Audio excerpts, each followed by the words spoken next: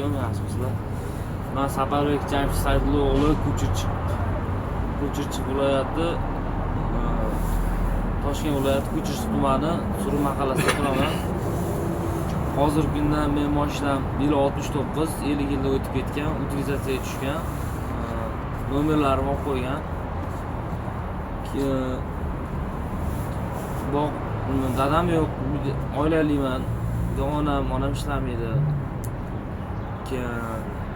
Shu oilamni shu mashina bilan boqaman. Hech qayerda o'qimaganman, ma'lumotli emasman. Mashinaning o'zi 1 oy qolgandi mana, 1 oy uni ham bermadi mana arendani. Mashinam Xudoga shukr yaxshi, hamma turmushi zo'r.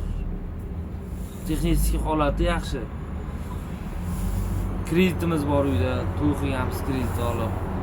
Kredit to'lanmagan hali. Iltimos endi shu qonunni bekor qilishni so'rayman. Xalq qiynalyapti to'g'risi.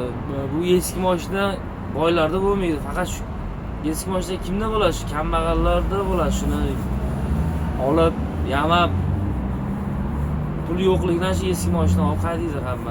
Kambag'allarda bo'ladi, boylarda bo'lmaydi. Bunaqa eski mashina. Shu kambag'allar 1-2 bo'lsin deb shu eski mashinadan boshlayapti hammasi. Endi men ko'tarilamiz, yaxshi bo'ladi deganda, mana shu qonun chiqib to'g'risi hammamiz shu qiynalib qoldik. Ancha xalq qiynalyapti mana shu.